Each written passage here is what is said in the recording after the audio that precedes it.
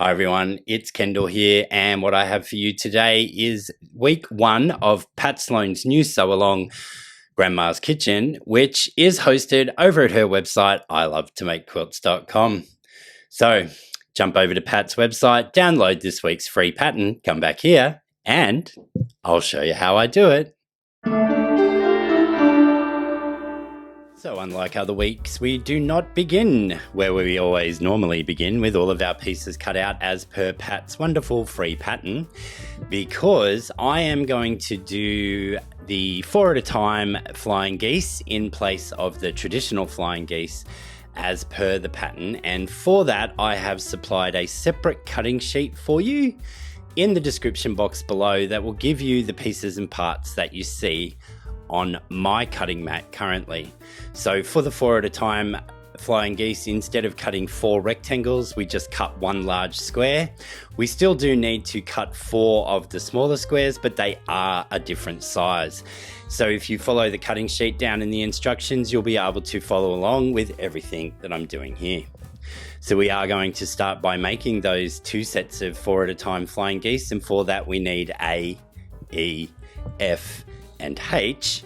Now the F squares go on the A square or the light fabric, and the dark squares or the H go on that medium fabric being the E. So for all of these smaller squares, we will need to draw a diagonal line on the back of those, and then these need to be placed across one diagonal of our larger squares, which you'll see me doing in a moment, creating a continuous line across as if we were doing half square triangles or something like that. So we just make sure that all of our edges line up, which you can see me doing here. We place one in the bottom first, and I do that so that when we place the top one, the overlap, when we're in this direction we're stitching, the overlap won't interfere with our presser foot.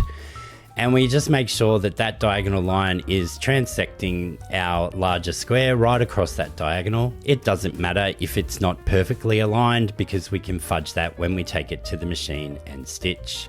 With those all done, we will do that now. Take that to your machine and stitch 1/4 of an inch on each side of our drawn line.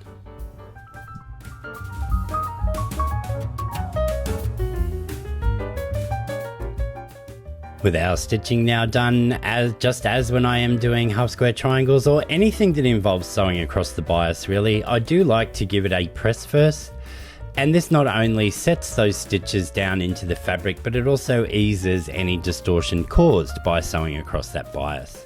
We then need to slice these in half along our drawn line, and then we will press the smaller triangles up and away from the larger triangle, and your piece will resemble either a love heart or a cat's face.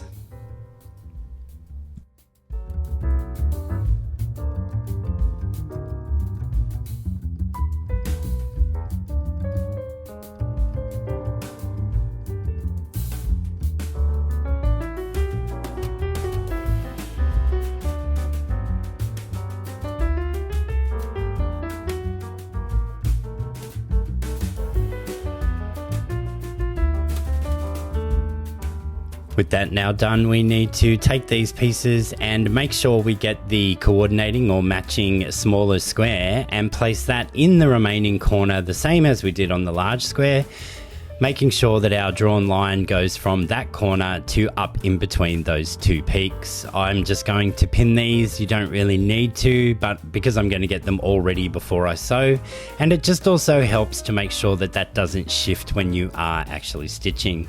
Once we've got all of these in place, as I just suggested, we take these to the machine and we once again stitch 1/4 of an inch on each side of our drawn line, give them a quick press, slice them in half on that drawn line, and once again press out those peaks, and you'll start to see the actual shape of our flying geese appearing.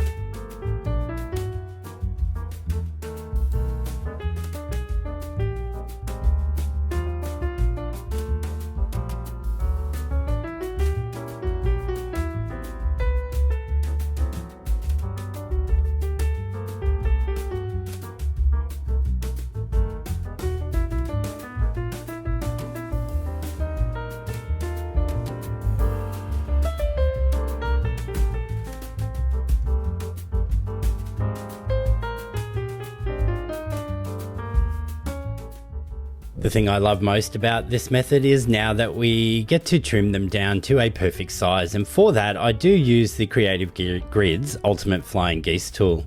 On this tool it actually gives you a reference line that you need to use to trim them down, but it also on that chart on the left hand side there gives you the sizes that you need to cut for the finished size that you're going for. So once we know what our reference line is, we simply find that on the ruler and we place that inside the peak of our piece here. I do apologize for the light glare. As I have said before, I don't see it when I'm filming, but I do see it when I'm editing, and I just can't get a good position for that light. Anyway, with all of that lined up, we just simply trim those first two sides away. We then rotate our piece and the tool. We find that exact same line on the tool, and it has the edges that we've just trimmed indicated, and also the inside of that peak. So we once again just line all of those up and trim away those final two sides, and you have perfectly sized flying geese, and you will have 4 of them, and they will be identical with very minimal waste. So no cutaways from a sew and flip, no... Anyway. If you don't have the Ultimate Flying Geese tool, you can do it with a standard quilting ruler. We just need to know that because our unfinished measurement width-wise is 4.5, that half of that is 2.25. We have a straight line on the bottom of our unit because that is still one of the edges from the original large square that we cut. We line up our 2.25 inch mark, in this case, in the center of that peak, and we make sure that there is 1/4 inch above that peak to allow for our seam allowance when we come to sew this into our final block. So making sure that all of those things are lined up and that the ruler is straight, we can trim away those first two sides. We can then simply rotate this around now and line up our 4.5 and 2.5 inch measurements on the outside of the block, as that is our unfinished trim down. We could double check that that 2.25 is in the middle of the peak, and you will notice that the 45-degree line from my ruler is going out along that leg of our unit. You can then trim away those final two sides. So if you don't have the tool, it is still possible to trim these down to perfection. Just a few more steps are involved.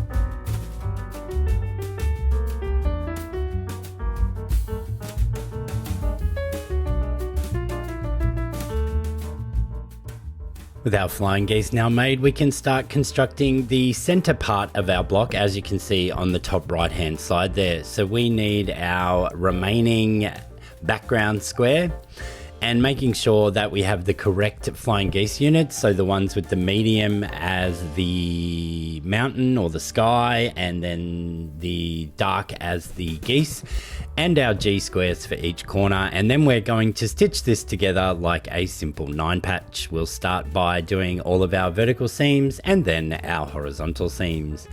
When it comes to pressing on the top and the bottom row, we'll press out towards those solid squares, and on the center row we will press in towards the solid center square, and that will allow for our intersections to nest when we come to do our horizontal seams.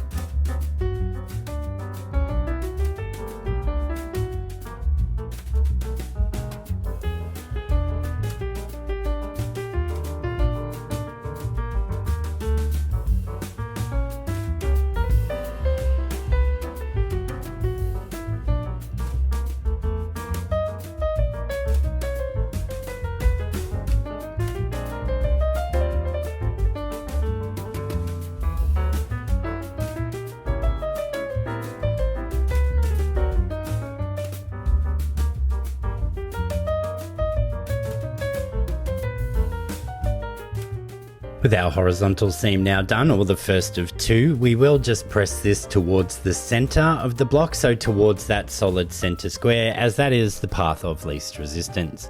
We could spin the intersections, but it's really not necessary, as with a little bit of heat first, we can encourage this seam to go in the direction that we want it to. After we do our final horizontal seam, we'll once again press also towards the center of the block.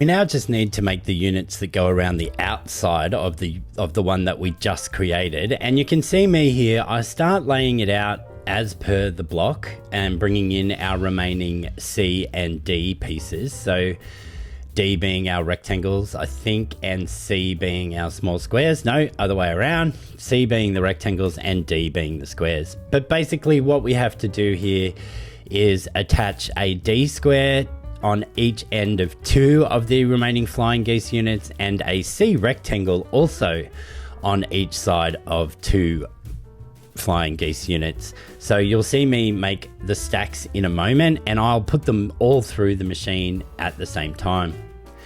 We then will just press out towards our solid fabrics that we've just added to either side of these flying geese units, and we'll be ready to attach them to our center unit for final block construction.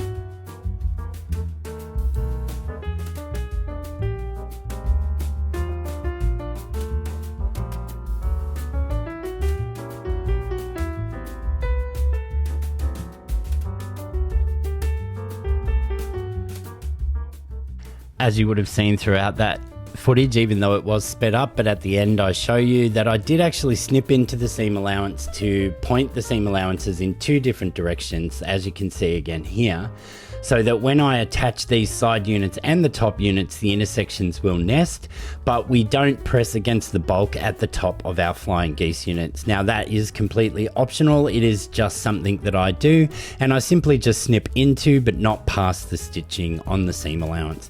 It is done in garment construction all the time on curves and the like, and it's just a habit I've brought over into block construction. So now that we have all those units made, clipped and pressed, we can just attach the smaller units to each side of our central unit, and we'll press, I think I press in towards the center of the block, but we'll wait and see. And then we just attach our top and our bottom sashing, which is really what this is now. And once again, press that, I think, in towards the center, but let's wait and see. I may even do some more seam clipping.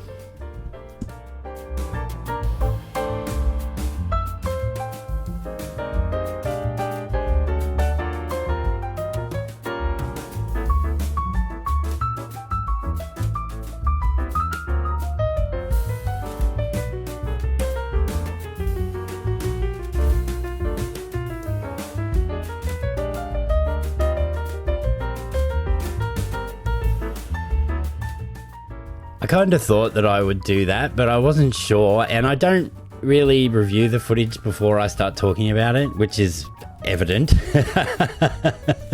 So what you saw me do there was put a clip in either side of that peak of the flying geese unit so that I can press out towards our sashing piece on each side of that peak of the flying geese, but control the bulk of the flying geese going in towards the center of the block. And that was also to avoid the bulk at the peak of the flying geese that was underneath. So you would have seen what I did, and me talking about it probably just makes it even more confusing. But yes, and if you have seen any of my previous videos, that's fantastic. You will know that I do this seam clipping technique quite often, and it just pleases my brain to control the bulk of the block in the way that I want to, rather than the block telling me what it wants. I don't care what it wants. I care what I want. It seems I didn't need to snip these ones in the original, but now I'm snipping the back one instead. So follow along and play the game the same way I do. Once we've got these two on, we will press those into place the same way, clipping either side of our peak of our flying geese, and our block for this week is done.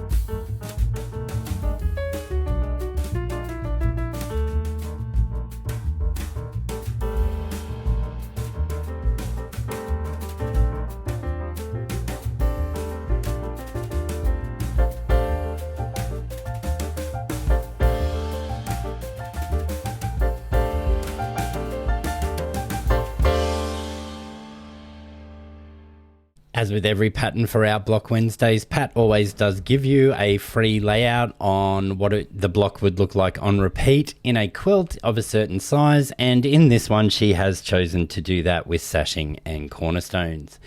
You could, however, just put the blocks side by side and this would look great as a scrappy quilt. Thanks for joining me again this week, folks, and I really hope you have enjoyed this week's block tutorial. Some blocks are easier than others, and some videos will be shorter than others, but to be sure that you don't miss a thing, I'd love for you to like the video, share it with a friend that you think may be interested, click that little subscribe button if you haven't already done so, and that's free and a great way to show support to the channel. Once you have clicked that little subscribe button, to make sure that you won't miss a thing, make sure that you tickle the little bell notification, and you'll be notified of all my upcoming releases. I'll see you all again real soon. Bye for now.